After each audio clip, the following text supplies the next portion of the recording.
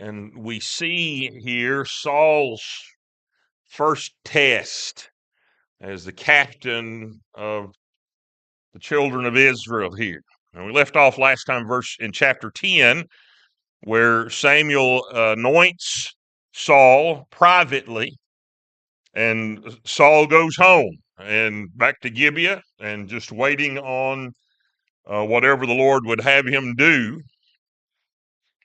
And he is anointed as the word that is used there is captain of the host of Israel. And in the end part of chapter chapter 10, Samuel, verse 24 says, Samuel said to all the people, see ye him whom the Lord hath chosen. There is none like him among all the people. And all the people shouted and said, God save the king. And Samuel told the people the manner of the kingdom, and wrote it in a book, and laid it before the Lord. And Samuel sent all the people away, every man to his house. And Saul also went home to Gibeah, and there went with him a band of men whose heart God had touched. The children of Belial said, how shall this man save us? And they despised him, and brought him no presents, but he held his peace. Now, this is the end of the period of the Judges. And we studied through the Judges some months ago and looked there concerning the problems that occurred with the Judges. And this was the time. In fact, the book of Judges ends there in chapter 21 of the book of Judges, and it tells us there the very last verse of the book of Judges is the summation of the whole of the book there during the Judges period. It said, in those days there was no king in Israel. Every man did that which was right in his own eyes. And this is kind of how it's still carrying on when you come to this period here in the first part of the book of Samuel. Much of these things that had been wrong in the land, Samuel, by God's grace, had corrected many of those issues, especially with the priesthood and the wickedness that was going on there. But the people demanded a king, and so God yielded and gave them a king, and Saul is this one whom God has appointed for this time as a captain of the children of Israel to lead them in this time. And so you have these enemies all around Israel here at this point. You have the Philistines that have already been an issue to them in these first 11 chapters or first 10 chapters that we've looked at already. We see the problem with the Philistines coming in and them attacking Israel and causing the issues that they caused there, even the defeats that they brought to Israel.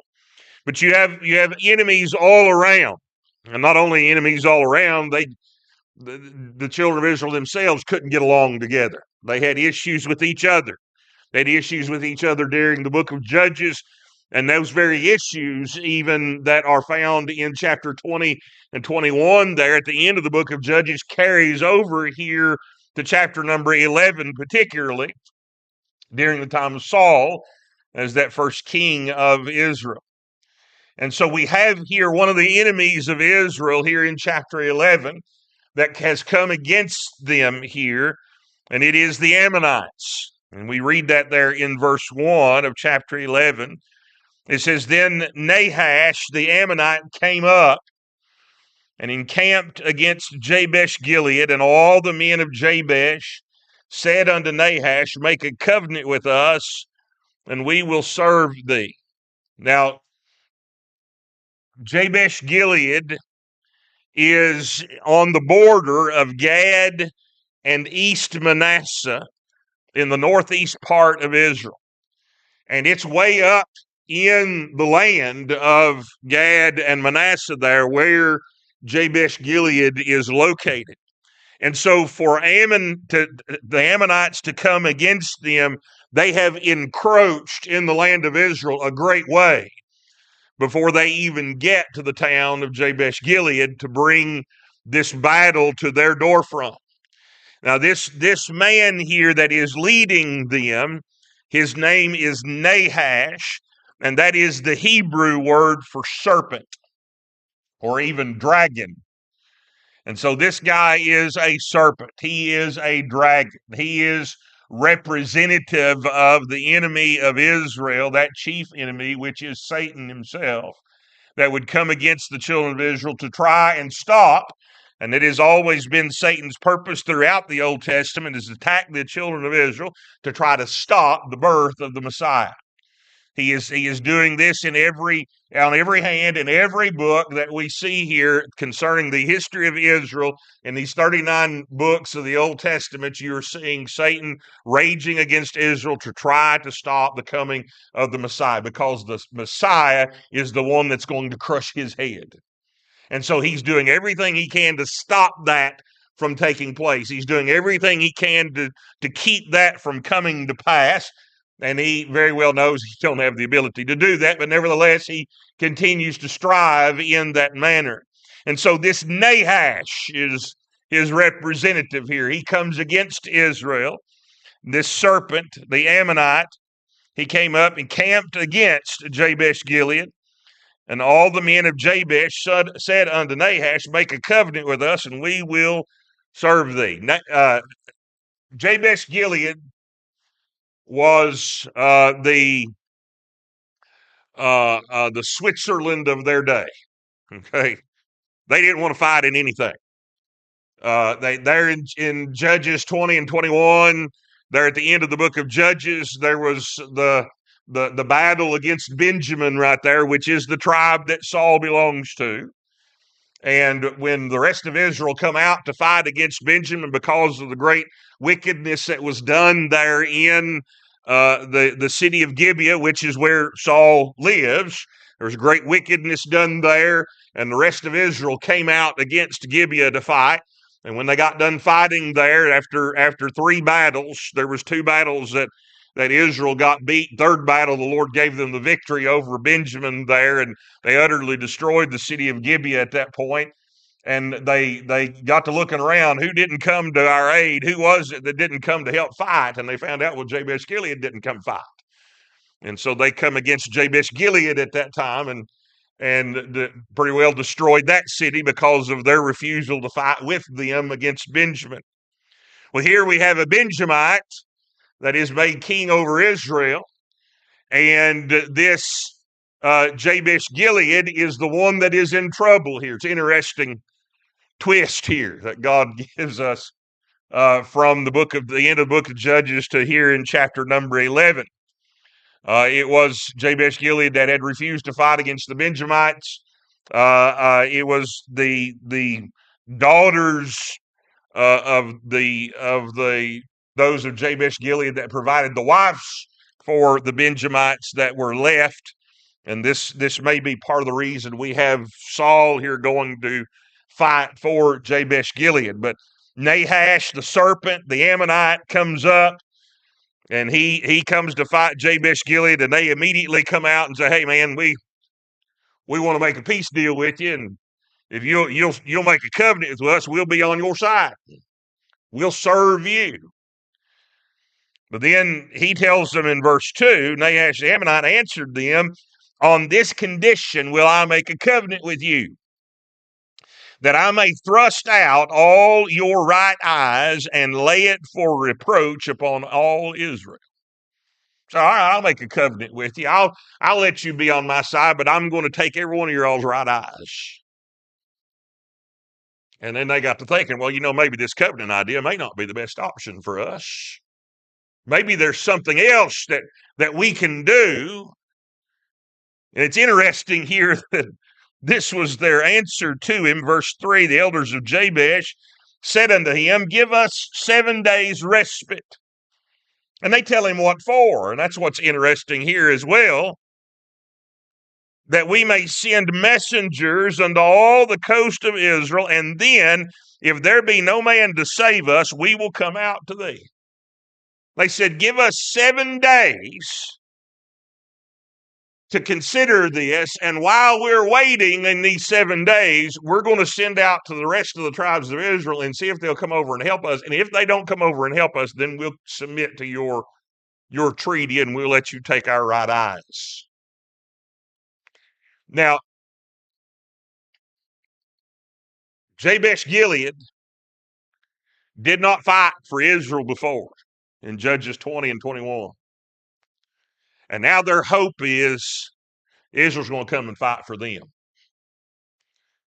But it seems to me like they didn't believe that was going to happen, because Nahash didn't believe it was going to happen, because that was not very good diplomacy on his part to say, yeah, I'll give you 7 days to go get you some support, because he didn't believe they was going to get no support.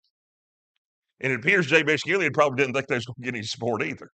Well, we'll go 7 days. We hope somebody comes, but if they don't, then we'll submit. We'll submit to your covenant. We'll submit to your plan. And so the serpent comes into Israel, and he comes against this city, Jabesh Gilead. And it tells us there in verse number 4, then came the messengers to Gibeah of Saul and told the tidings in the ears of the people, and all the people lifted up their voices and wept. So that the messengers leave out from Jabesh Gilead. They make it over to Gibeah, and they're telling those in Gibeah, oh, it's an awful thing. Our city is besieged. Nahash has come down to destroy us, and he's threatened to put out our right eyes and to make us his subjects, and we need some help. We need somebody to come over here and help us. And the people wept with them, lifted up their voices and wept. And behold, Saul, verse 5, came after the herd out of the field, and Saul said, what aileth the people, that they weep? And they told him the tidings of the men of Jabesh. Saul comes in. He's been working in the field. He's been out plowing. That's not the place that you'd usually find a king, but that's where Saul was. He was out plowing. He comes in from the field, and they tell him there that what's going on. And it says, the Spirit of God came upon Saul when he heard those tidings, and his anger was kindled greatly. His anger was kindled greatly. Go back to Judges chapter 6 and look with me just a moment at some other examples of such. Judges chapter 6 and verse number 34. Judges chapter 6 and verse 34.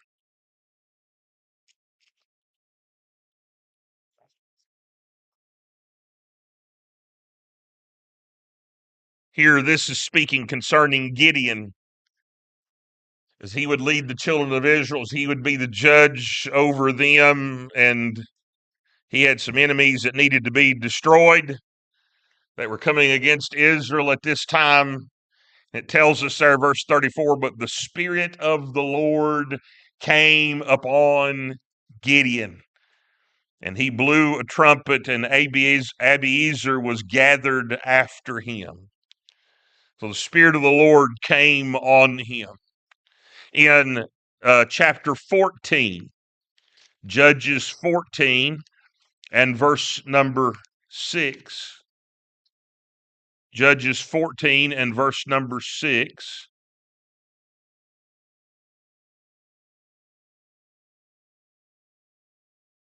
This is Samson, and he's on his way to get his wife, and after a time he returned to take her, and he turned aside to see. No, I'm reading the wrong verse. Verse 6. And the Spirit of the Lord came mightily upon him, and he rent him as he would have rent a kid, speaking of that lion that come out and attacked him. And he had nothing in his hand, but he told on his father and his mother what he had done. The Spirit of the Lord came on him. He killed this lion with his bare hands. The Spirit of the Lord came upon Gideon, and Gideon was was ready to go and do what the Lord had commanded him, although he would have some tests there for the Lord that he would inquire of the Lord concerning. And we see here also the Spirit of the Lord coming upon Saul. Now, this is important here, the Spirit of the Lord coming upon them, because it's only by the Spirit of the Lord that we have power to do anything. It's only by the Spirit of the Lord that we are able to serve him and to follow after him, to be faithful to him. It's only by his power that we are able to do and serve our Lord as he's called us to. And as the Lord said, without me, you can do nothing. We need the Spirit of God for everything. And we need the wondrous part about this is here in the Old Testament, in these instances that we're looking at, this is his empowerment for his people during this time to go and to do, to fight these battles and so on. The wondrous thing is our Lord gives us his Spirit, and his presence is always with us. And we need that presence of our Lord continually every day, and we're to go to him and seek his face and seek his presence as we go in and out through our day, because it's only by him that we can serve and do as he's called us to serve and do. And so here the Spirit of the Lord comes upon Saul, and it empowers Saul to go with this boldness, to go and to serve, to go and to lead the children of Israel here. And his anger was kindled greatly. It made him very angry that Nahash had come in. It made him very angry that Nahash had made such a pronouncement against Jabesh Gilead. And he took, it says, verse 7, he took a yoke of oxen and hewed them in pieces and sent them throughout all the coast of Israel by the hands of messengers, saying, whosoever cometh not forth after Saul and after Samuel, so shall it be done unto his oxen.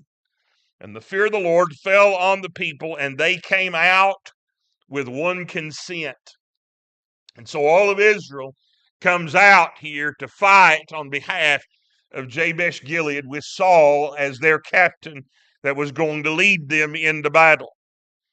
And when he numbered them in Bezek, in verse 8, it says the children of Israel were 300,000, and the men of Judah 30,000. Now there are those that claim that maybe this proves here that this is written. First Samuel's actually written after the division of the kingdom there in Rehoboam and Jeroboam's day, because here Judah is mentioned separately from the rest of Israel. I don't know necessarily that's the case, but that might be a good hint there that is what's taking place. But Judah is mentioned separately from the rest of Israel here in this passage. And so Saul, he slaughters his 2 oxen. He sends pieces to every tribe and city and commanded that they come and help him fight, or else he was going to come and cut up all their oxen. And so everybody said, no, I like my pair of oxen. I want to be able to plow my field, so I better go and help here with the fight against Ammon. And so they responded. 330,000 came out and assembled in Bezek, and that's 17 miles north of Shechem's where they come in at. And there's a promise here of deliverance that's given to Jabesh Gilead. Verse 9, they said unto the messengers that came, thus shall ye say unto the men of Jabesh Gilead tomorrow, by that time the sun be hot, ye shall have help. And the messengers came and showed it unto the men of Jabesh, and they were glad. And so they're told, we're going to come fight for you. We're going to come defend you against this snake. Therefore the men of Jabesh said, tomorrow we will come out unto you, and ye shall do with us that seemeth good unto you. Now, verse 11 we have Saul going into battle. I don't know if Saul had fought any other time against the Philistines. We're not given record of that, and likely he probably did. Uh, uh, they were all kind of pressed into service when such times came their way, and so Saul maybe had fought before. Maybe this was commonplace for him, but he would prove himself a mighty warrior by the power of God in his time as king. And it was so, it says there in verse 11, on the morrow that Saul put the people in 3 companies, and they came into the midst of the host in the morning watch. Now he said, I'll be there by the time sun's hot, we'll be there.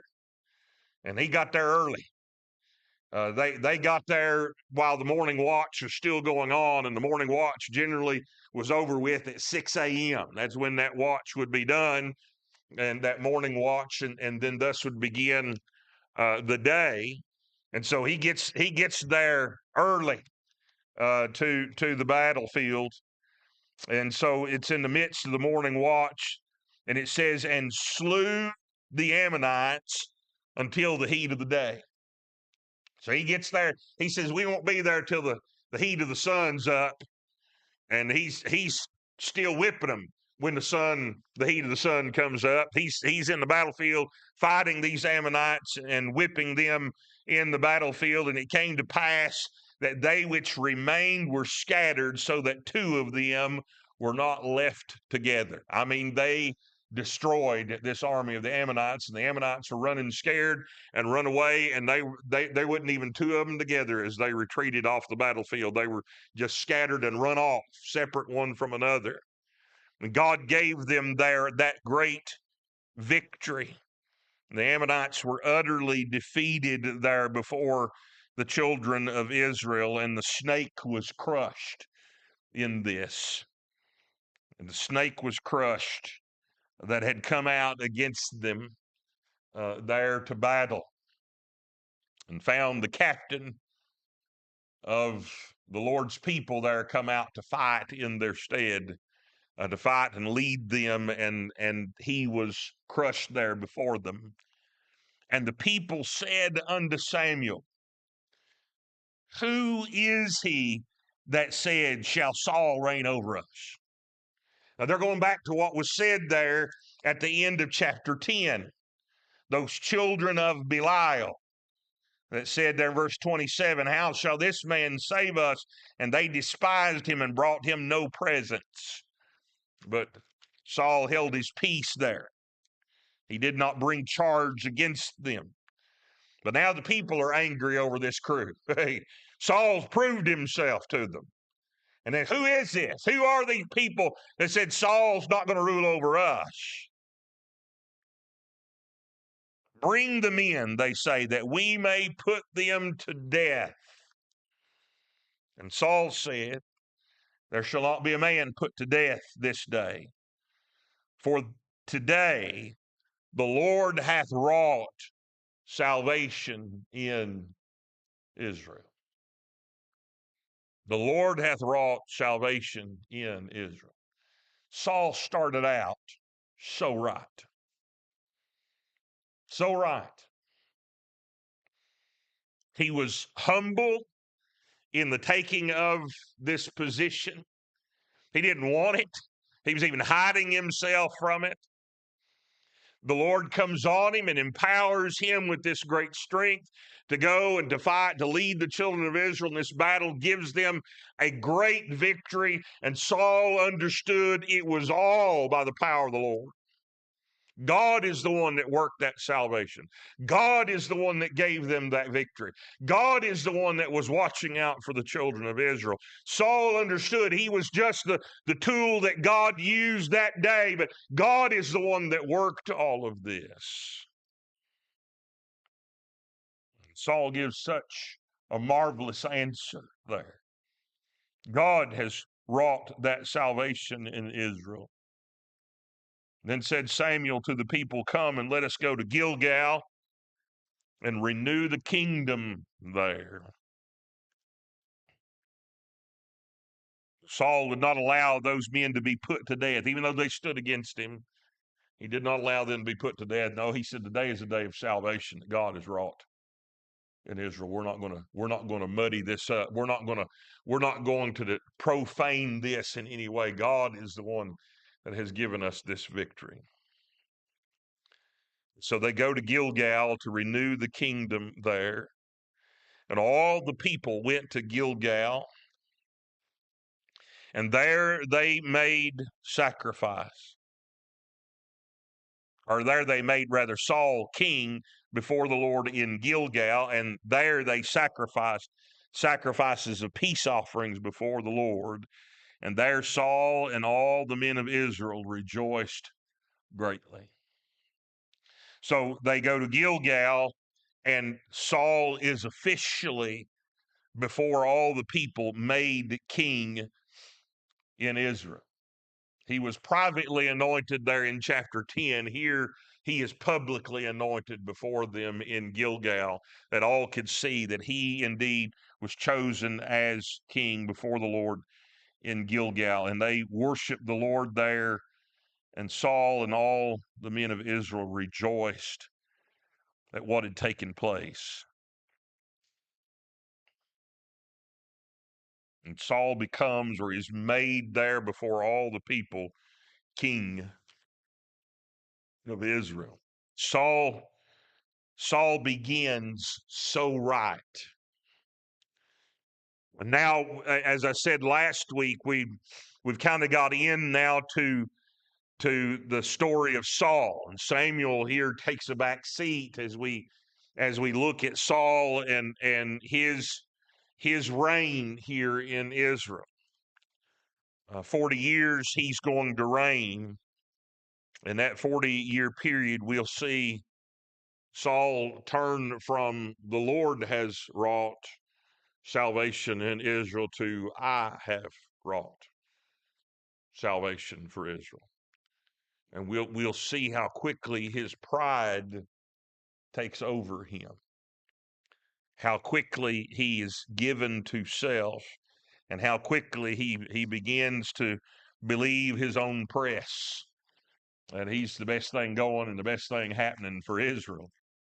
And it is in this that we see Saul's disobedience to the Lord and Saul's ultimate rejection by God, because Saul gave himself place over God. He started so right and understood so clearly that this was by God's hand, that God is the one that gave them this victory. But he will very soon be praising himself and angry even when the people begin to praise David for the victories God had given him. And so here we have Saul again in a right spot here, in a place where he is used of the Lord greatly, and the people are behind him, and we see some promise for Israel in this time as Saul's reign begins. All right, let's all stand. We'll be